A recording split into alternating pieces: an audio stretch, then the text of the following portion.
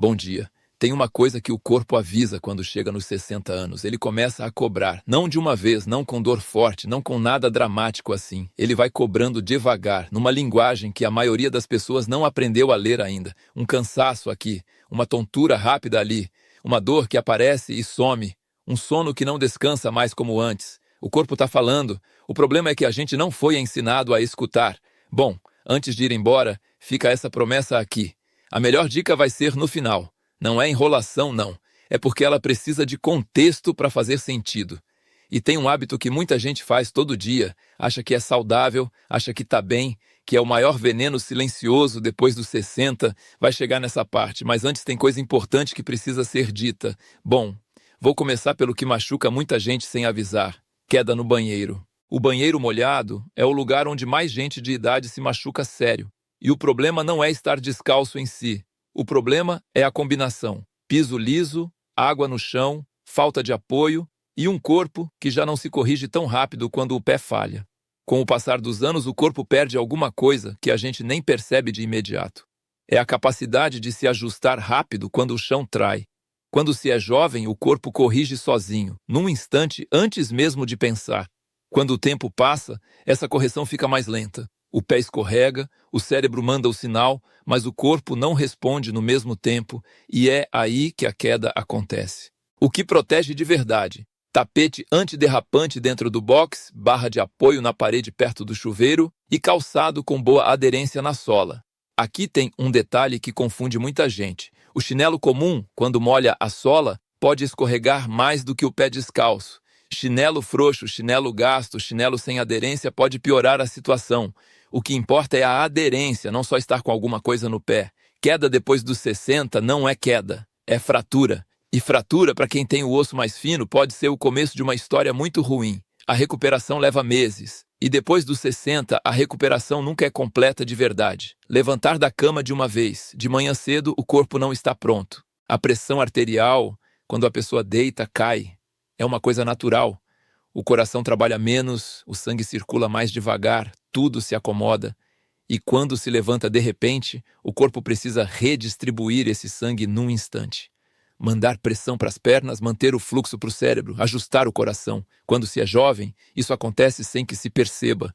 Quando o tempo passa, esse ajuste demora um pouco mais. E nessa fração de segundo, onde o sangue ainda não chegou no lugar certo, vem aquela tontura, aquela escuridão rápida nos olhos, aquela sensação de que o chão se mexeu, e aí a pessoa cai.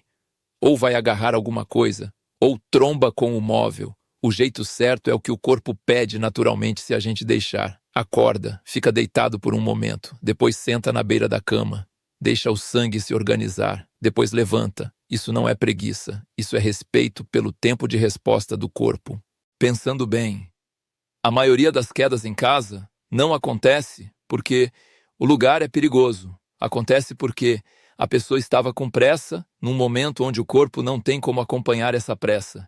Andar de meia em piso liso, meia em piso de porcelanato, piso frio, piso liso de qualquer tipo é uma das combinações mais perigosas dentro de casa. A meia em contato com piso limpo e liso não tem aderência nenhuma, é como andar no gelo. E a queda, quando acontece nessas condições, é imprevisível. O corpo não se prepara porque o pé parecia estar firme. Meias com sola antiderrapante existem e servem exatamente para isso. Ou então chinela com boa aderência. Dentro de casa, o pé sem aderência é um risco que não precisa existir. Tontura frequente tratada como coisa normal. Tontura depois dos 60 não é coisa normal, não é frescura, não é cansaço de um dia ruim. Tontura frequente pode ser pressão, pode ser problema no labirinto, pode ser o coração, pode ser remédio que não está servindo mais do mesmo jeito, pode ser desidratação, pode ser tantas coisas. E às vezes, em alguns casos, pode ser coisa relacionada ao cérebro também.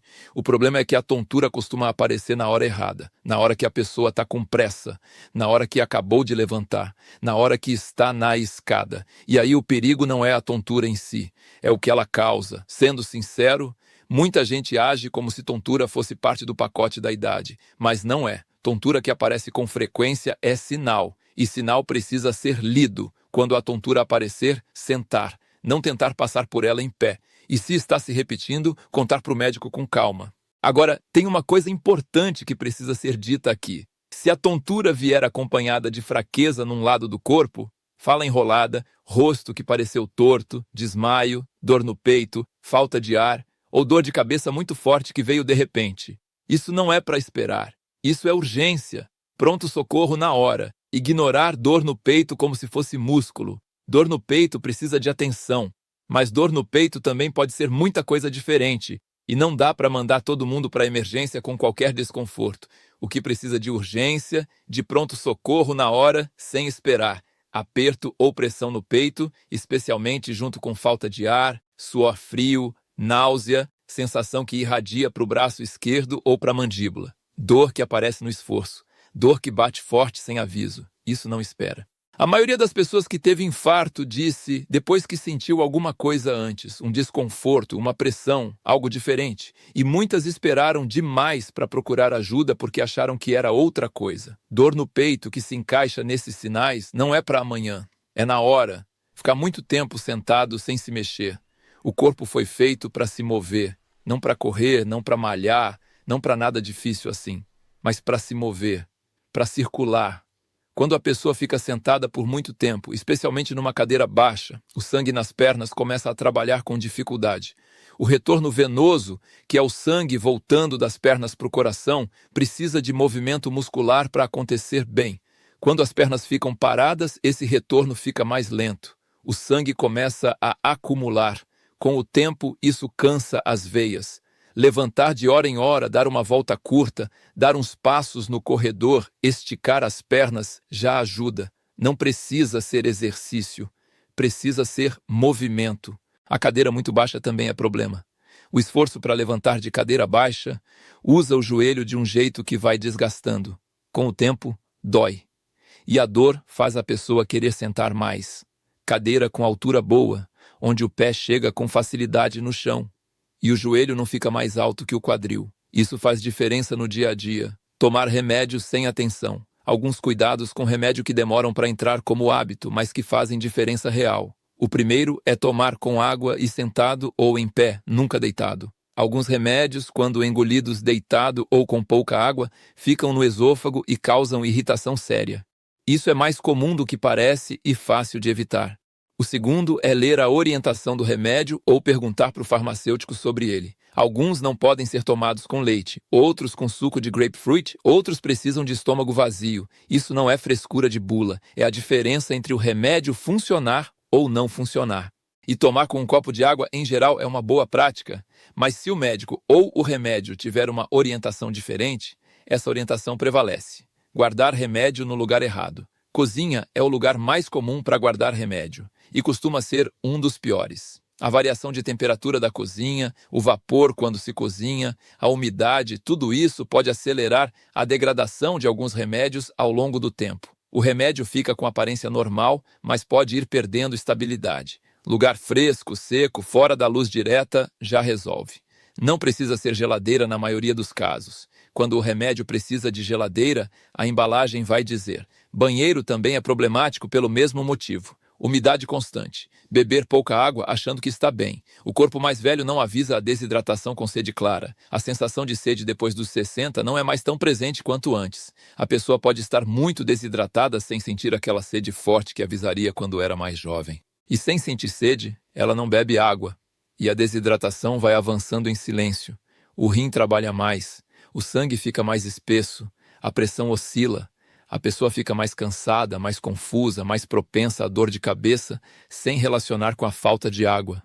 Criar o hábito de beber água regular, independente da sede, é fundamental. Um copo pela manhã, um copo na hora do almoço, um copo no meio da tarde. Não precisa ser muito de uma vez, mas precisa ser regular. Agora, tem uma exceção importante aqui. Quem tem insuficiência cardíaca, problema sério de rim, ou alguma outra condição onde o médico orientou restringir líquidos, não deve sair aumentando a água por conta própria. Nesses casos, a orientação médica prevalece. A regra geral de hidratar bem vale para quem não tem restrição definida. Passar tempo longo no sol forte sem proteção. A pele mais velha é mais fina, menos capaz de se defender da radiação.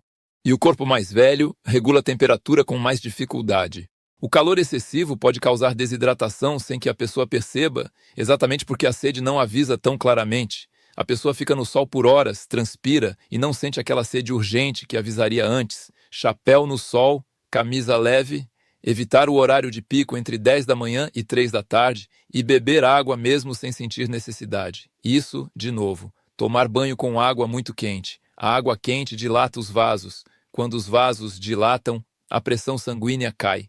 E quando a pressão cai dentro do banheiro, longe de qualquer apoio, com vapor que tira um pouco o fôlego, o risco de tontura e queda aumenta muito. Além disso, a pele, depois dos 60, já tende a ser mais seca.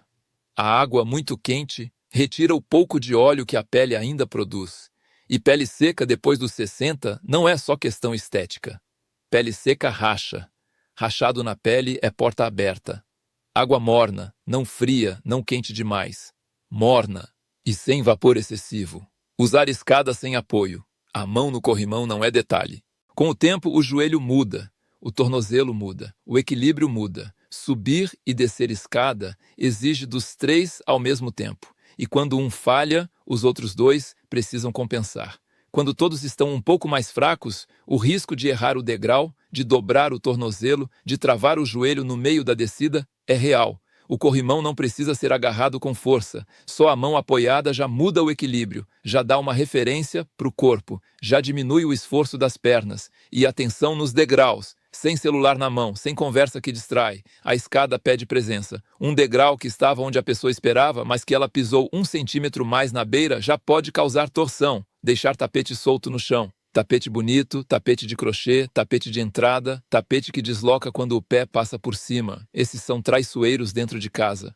O tapete solto parece estar no lugar quando a pessoa passa, e de repente escorrega, ou dobra a ponta. E o pé tropeça nele de um jeito que a pessoa não esperava porque estava confiando que ele estava firme. Fita antiderrapante embaixo do tapete, ou retirar o tapete de área de passagem. Os bonitos ficam em cima de camas, de sofás, no chão de corredor, só tapete bem fixo ou nenhum tapete. Deixar a casa sem iluminação suficiente. A visão muda com o tempo. A pupila não se ajusta tão rápido no escuro. O contraste entre luz e sombra se torna mais difícil de processar. E num corredor mal iluminado, numa escada com penumbra, num banheiro de madrugada sem luz, o perigo é real. A maioria das quedas em casa acontece à noite. Na ida para o banheiro. No levantamento apressado. No corredor escuro.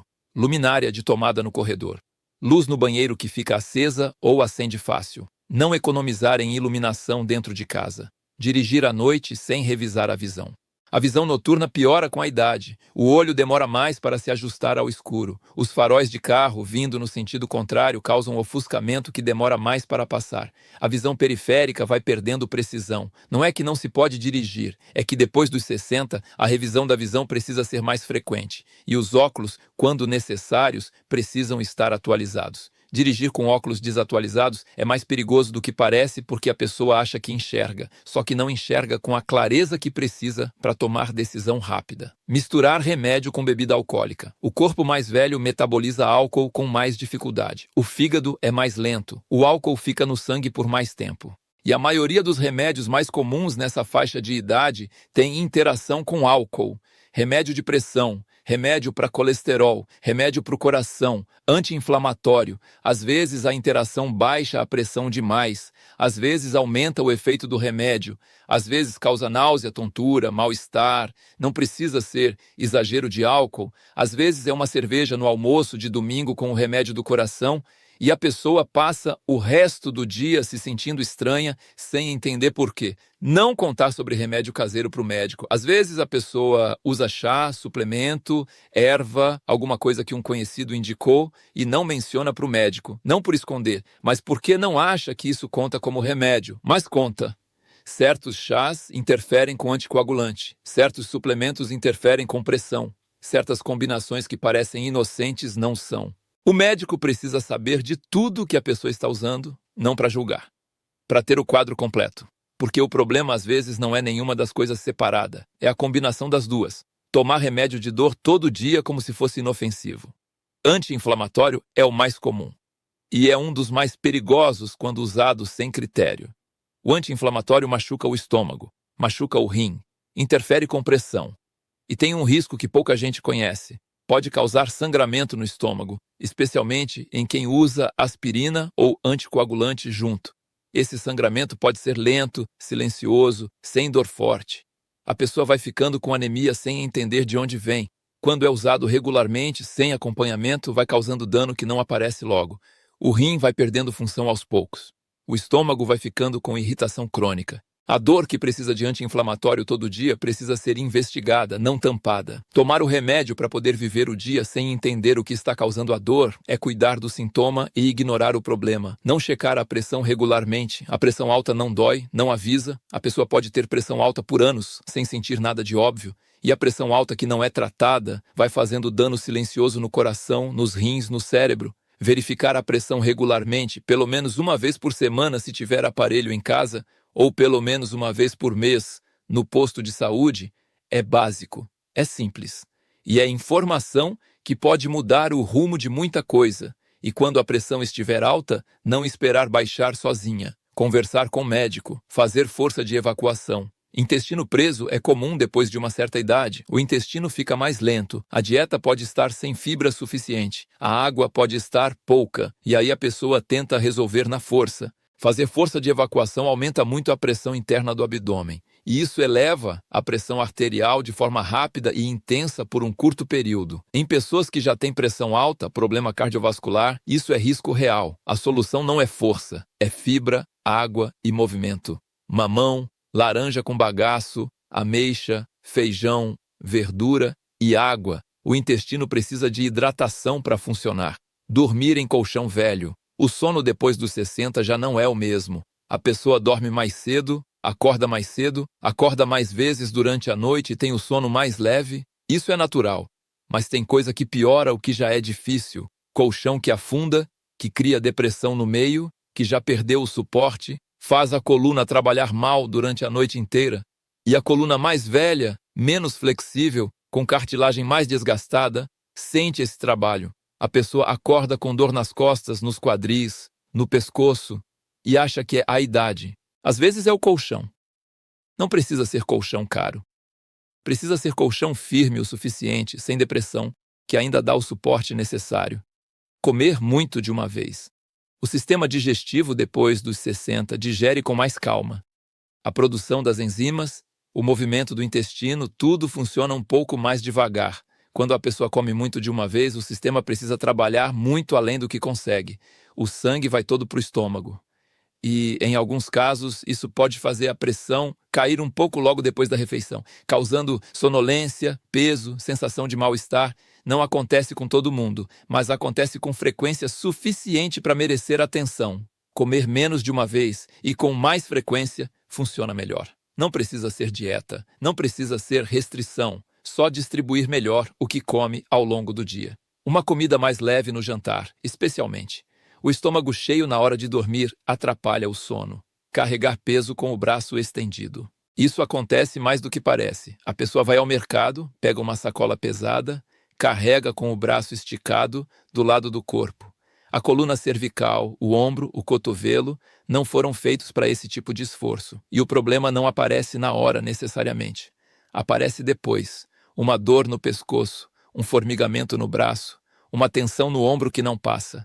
Carregar peso perto do corpo, com as duas mãos quando o peso for maior, e distribuir entre as sacolas quando possível, para não sobrecarregar um lado só. Ficar muito tempo ao telefone com a cabeça inclinada. O celular chegou para todo mundo e ficou. Ficar com a cabeça inclinada para baixo por muito tempo aumenta o peso que a coluna cervical carrega. A cabeça adulta não é leve e inclinada para frente, o peso que a cervical sente multiplica.